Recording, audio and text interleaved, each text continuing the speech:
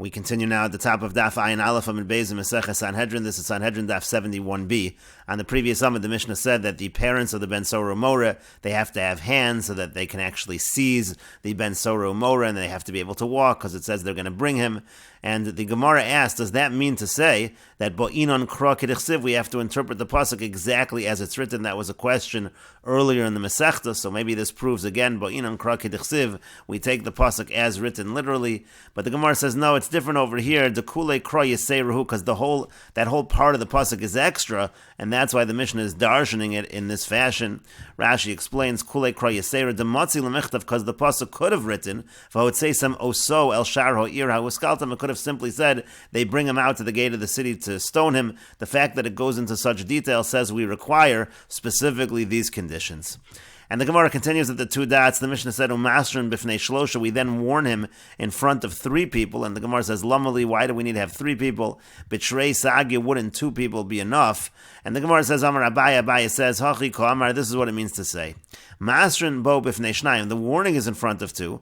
Umalkin oso b'fnei shlosha, and then we give him malchus in front of three. The Gemara says, Malchus b'ben Sora Mora hechaksiva, where do we find malchus written by Ben Sora Mora?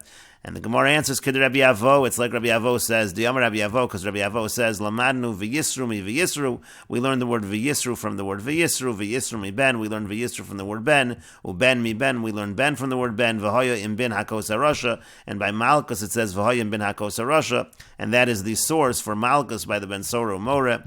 And Rashi explains, Bifnei Shnayim, in front of two people, to Bo'inon Eidim. The reason why it's two people is because you need witnesses. Shochichu, you have to have witnesses that you gave him this warning, that you rebuked him in this fashion. V'yavar, and then he transgressed. Shein Aviv v'imo nemon and olav lahargo, because his father and his mother can't be believed to kill him. Techsiv al pi Shnayim Eidim yumas hames. It has to be through two witnesses that a person is put to death. Umalkin oso Bifnei Gimel, and then you give him the actual lashes in front of three. Kilomar yiviyuhu Bifnei Gimel dayonin, meaning to say, you bring him in front of three judges, and the judges will give him malchus v'ilkeu, and they'll give v'ilkeu shliach bezdin.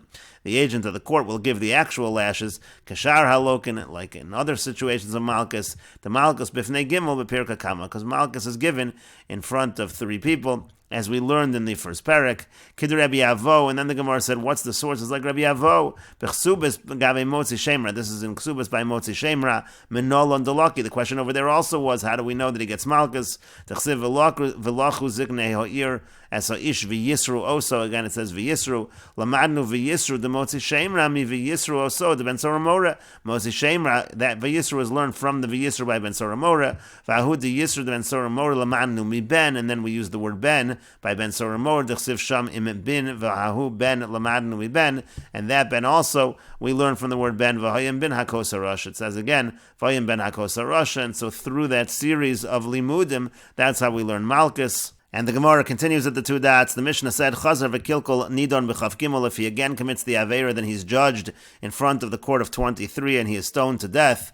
And the Gemara says, Haimi boy lei zevelo sumen. The pasuk that the Mishnah brought the pasuk of B'neinu Zeh to teach that the same three judges that saw him get lashes, they have to be present also in order for him to be stoned. But we already used the pasuk B'neinu Zeh to teach us zevelo sumen, to say that the parents have to be able to point him out, and they cannot be blind.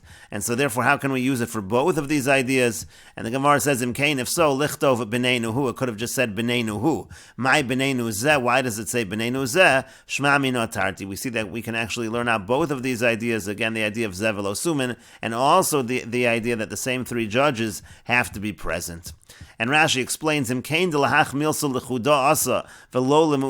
it was just for the three judges and not also to exclude blind, so then lichtov b'neinuhu, then it could have just said b'neinuhu, sorer umora. The pasuk could have said b'neinuhu, sorer umora, umashma hu shaloka b'fneichem, and then it would have implied he, the same one that was given lashes in front of you. Umidchsiv zeh, from the fact that it says this one, shemarin betzbo olav v'lo sumen, that shows that they're able to point to him, and that means to say to exclude a situation where they are blind. And the Gemara continues with the Mishnah, Barach ad shelo nigmar dino. Let's say he ran away before there was a verdict, talking about the ben sora more. V'achar kach hikif zakan hatachton, and then the lower beard grows in, meaning he reaches the stage of maturity, where at this point in time, he would not be judged as a ben sora more. So then pater, so then he's going to be exempt. V'im misha nigmar dino barach, but if there already was a verdict and then he ran away, v'achar kach hikif zakan hatachton, and now he matures and the lower beard grows in, so chayiv, so then he's going to be liable. And Rashi explains, Baruch Achelo Nigmar Dino Ve'achar Chikev Zok in Potter, the Sulo Dainino, because we can't judge him any further. Kevan Dilo Avad Hashta, because had he committed this act right now, La'av Bar Katalahu, we wouldn't be able to give him that death penalty, so therefore he's exempt. However, Vim Misha Nigmar Dino Baruch, but if he already had a verdict and then he ran away, Mishas Kamar Din Havi Kegavra Katila, from the time of the verdict, he's considered already like a dead man. Veshuv Ein Lana Lechapes Bizuchuso Lahatzilo. There's no reason right now any further to search for reasons for his innocence and to try to save him. And the Gemara says, Amar Rabbi Chanina says, Ben Noach Shabirach Es Hashem, if Ben Noach, a non-Jew, if he curses the name of HaKadosh Baruch Hu, V'achar kach nisgayer, and then he converts, Potter, he's going to be exempt. Hoel v'nishtane dino, nishtane misaso. Why? The reason is, since the way he's judged has changed and the death penalty has changed. And Rashi explains, Hoel v'nishtane dino, di'ilu meikara, means that the way he's judged is different, because originally, meaning as a ben Noach, nidon be'ed echad, a ben Noach is judged with just one witness, a v'dayan echad with just one judge, uvelo hasra, and there's no warning, v'ilu avid hashta, but let's say he did the same thing as a Jew, ba'inan hasra v'sanhedrin shel chav gimel v'yedim, there's a whole different process. There needs to be a warning, there needs to be a Sanhedrin of 23, there needs to be witnesses. That's what it means, nishtane dino.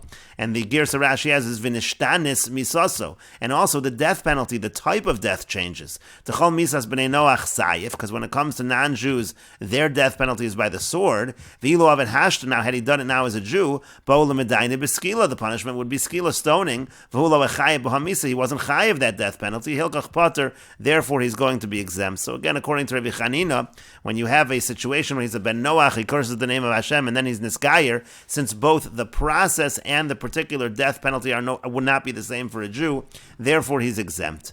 And the Gemara says, name a Messiah, let's say a support for what Rabbi Chanina says from our Mishnah. Baruch ad shelo nigmar dino, he ran away before the verdict, v'achar kach hikev zoken atachton, and now the lower beard has filled in, so Potter, he's exempt. My time, and now what's the reason why we're saying he's exempt? Lav mishum da'amrin and hol v'ishtani ishtani. Isn't it because we say, since there was a change, it seems to basically be the same as Rabbi Chanina says, and the Gemara says, no, you can't compare the two. Shani hach, it's different over here. Diyav ad hashta, lav bar katalu, because in our case of Ben Sora More, if he did it at this stage of maturity, he actually would not get the death penalty at all. Now that's not true by cursing the name of Hashem. When it comes to cursing the name of Hashem, there still would be a death penalty involved if he did it as a Jew. It just would have been a different death penalty. It would have been a different process. Rashi explains, Shani hachad di'ilu avid hashta labar katalu. If he did that right now, he doesn't get the death penalty. Aval hacha ilu avid hashta, but over here, by cursing the name of Hashem, if he did it now, bar katalu have, he would in fact get the death penalty. Avagav denishtane dino misasa. Now, even though the particular way he's tried and the particular death penalty changed, lo miftar, he wouldn't be exempt of a dainin alei bedina dehashta. So then maybe we do judge him according to the judgment right now. And the Gemara continues, Tashma, come in here, another proof of our Mishnah, Im Misha Nigmar Dino Baruch, it said in the Mishnah that if he already had a verdict and then he ran away, and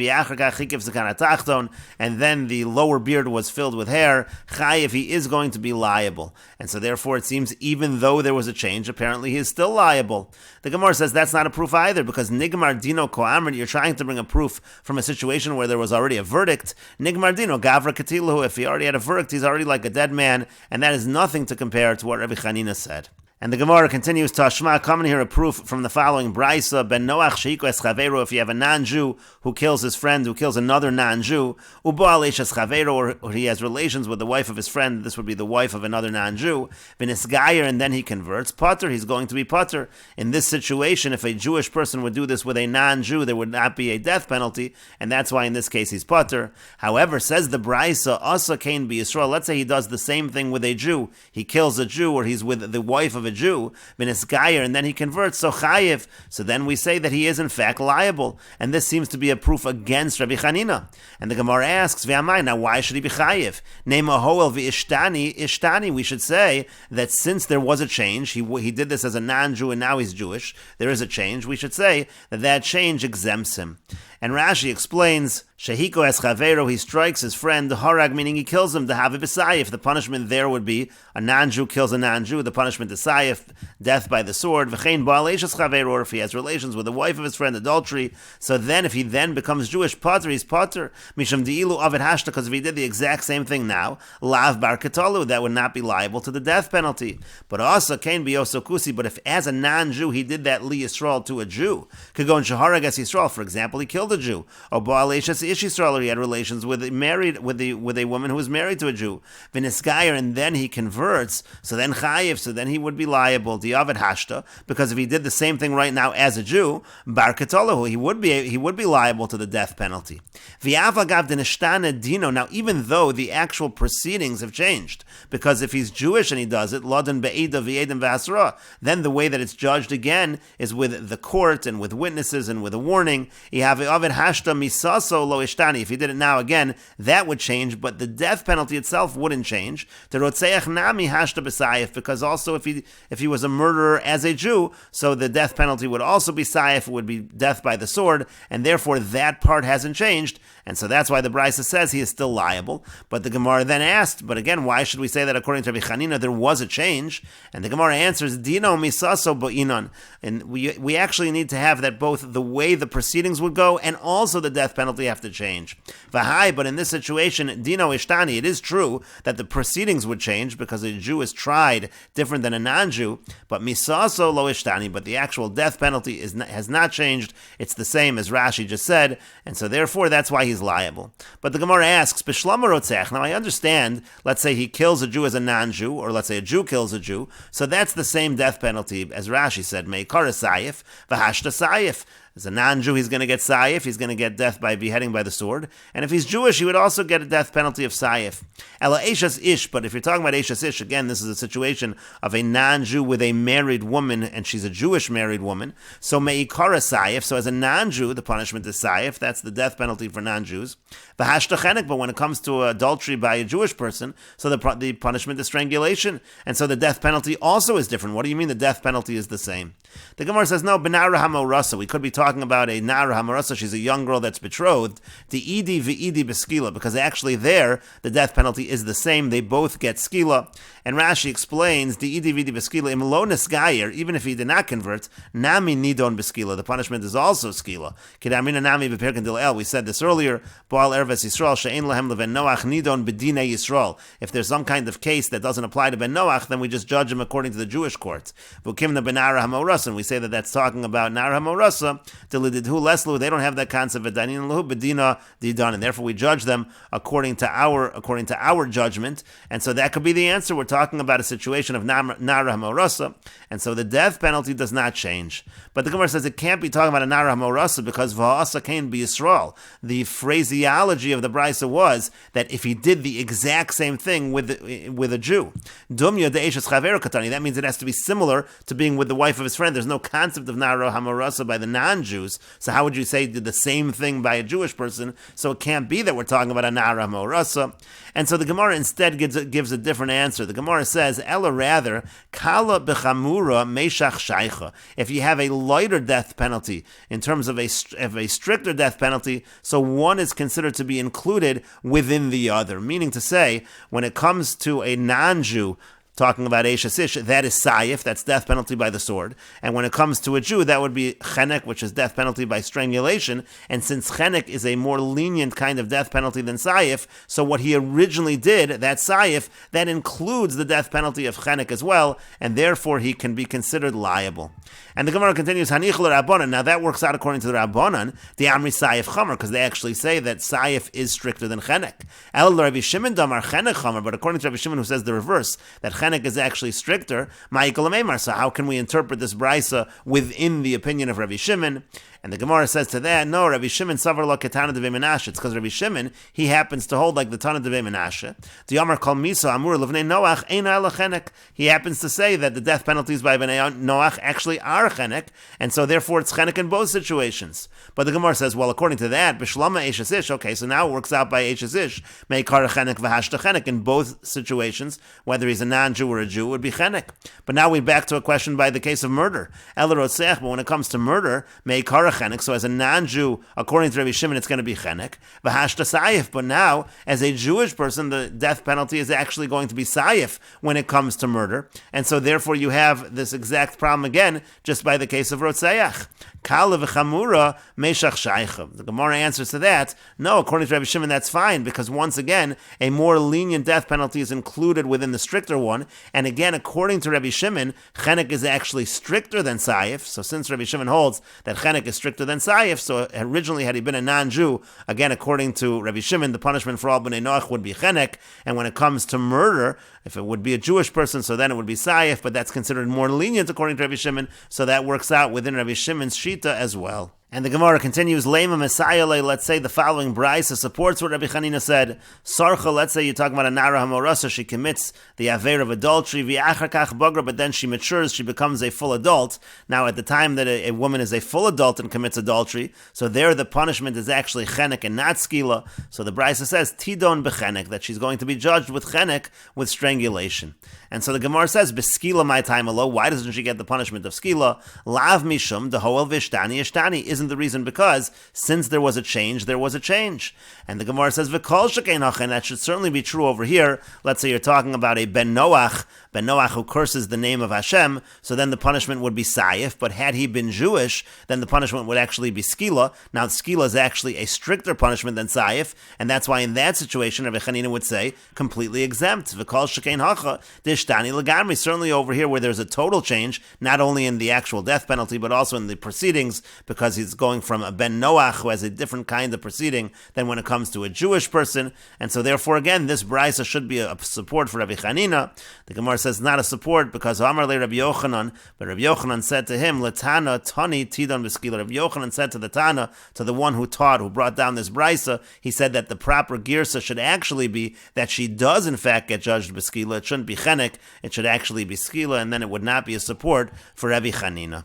And Rashi explains, Lema Messiah Leilu Rabbi Chanina, let's say a support for Rabbi Chanina, Da'amar Bedina Dahashta Boy Lemedaine. Rabbi Chanina says that you have to judge according to what is right now. Now again, according to in Rabbi Chanina's particular case, the person would actually be totally exempt, because right now, as a Jewish person, since he converted, the punishment for cursing the name of Hashem would have been skila, and that's already a stricter punishment, which would not have applied to what he did at the time when he was a non-Jew, so he's totally potter. But in any case, the principle is that you have to look at what it would be right now. So Sarcha Nara Hamorasa b'mei Narus Shibeskila. Again, you have a situation of a Nara Hamorasa, adultery, and the punishment for Nara Hamorasa is skilo, levasof bagra, but now already she's mature, misham de bedin, by the time the court case comes. So tidon bechenek kedina dehashta, she gets a punishment of strangulation like the punishment would be, like the judgment would be right now.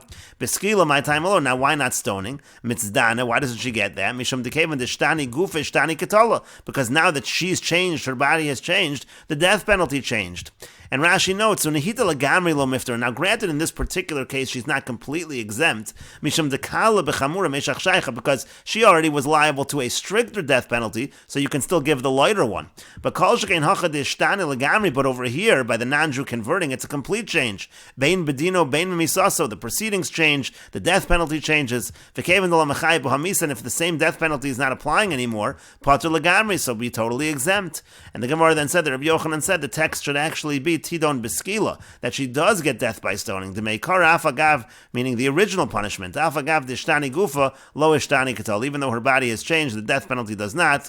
Hachanami. Then, if you'd apply that over here also by the non-Jew who converts, nedaynik meikar b'misaso akala. So you're going to judge according to the original with that lighter death penalty. And the Gemara continues with the Mishnah, Ben Sora Mora Nidon al Shem Sofa. Ben Sora Mora, he is judged according to what will happen to him in the end. That's why we kill him now. Yom Zakai, it's better that he dies innocent. V'al Yom Chayev, he shouldn't die when he is guilty. Shemisazon shall Rishon, because the death of the wicked, Hano Lehen, it's actually good for them. They no longer sin. V'Hano Olam, and it's good for the world. But Latzadikim, but the death of the righteous, Ra Lehen, it's bad for them. V'Rali Olam, and it's bad for the world because they do good.